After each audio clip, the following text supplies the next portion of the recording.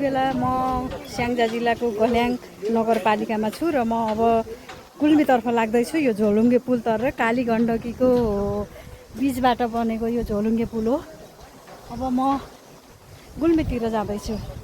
गण्डकी प्रदेश र लुम्बिनी प्रदेशलाई जोड्ने यो झोलुङ्गे पुल हो। गण्डकी प्रदेशको स्याङ्जा जिल्ला र लुम्बिनी प्रदेशको गुल्मी जिल्लालाई सिमाना बनाएर बगिरहेकी काली गङ्गाजीको म बीचमा छु। यति बेला गङ्गाजी बगिरहेकी छन् आफ्नै रफ्तारमा।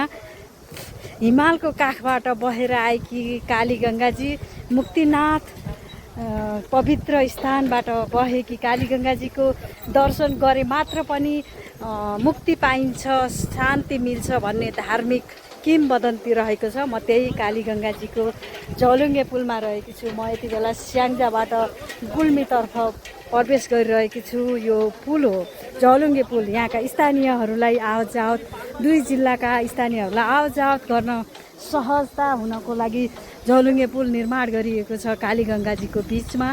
सोही झोलुङ्गे पुल मार्फत म यति बेला स्याङ्जा जिल्लाको गल्याङ नगरपालिकाबाट सेतीबेनीबाट गल्याङ 7 सेतीबेनीबाट गुल्मी जिल्लाको कालीगण्डकी नगर गाउँपालिका हो। यहाँ गाउँपालिकातर्फ प्रवेश गरिरहेकी छु।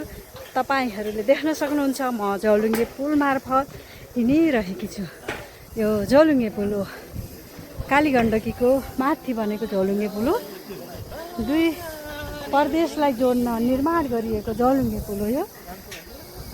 लुम्बिनी प्रदेश र गण्डकी प्रदेश धार्मिक एवं सांस्कृतिक हिसाबले पनि पवित्र नदी काली गण्डकी, विश्वमै शालिग्राम पाउने एकमात्र नदी काली गण्डकी। अब म गुल्मी जिल्लामा प्रवेश गरेँ। लुम्बिनी प्रदेशको गुल्मी जिल्लामा प्रवेश गरेकी छु यति बेला।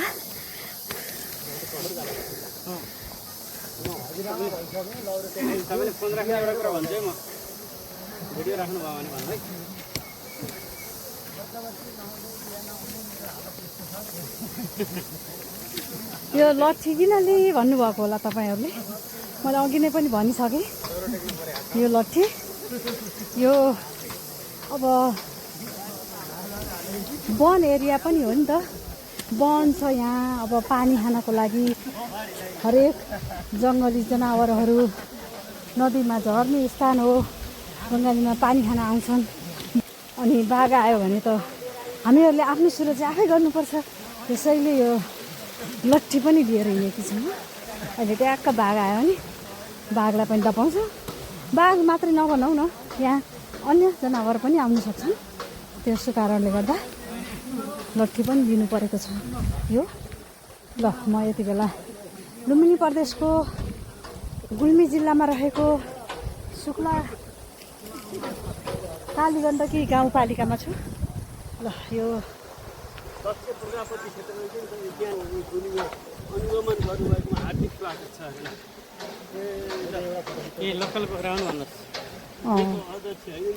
पारी स्याङ्जा वारी गुल्मी। हामी अब स्याङ्जाबाट गुल्मीतर्फ आइरहेका छौँ। यहाँ गुल्मीको कालीगण्डकी गाउँपालिका हो र यहाँ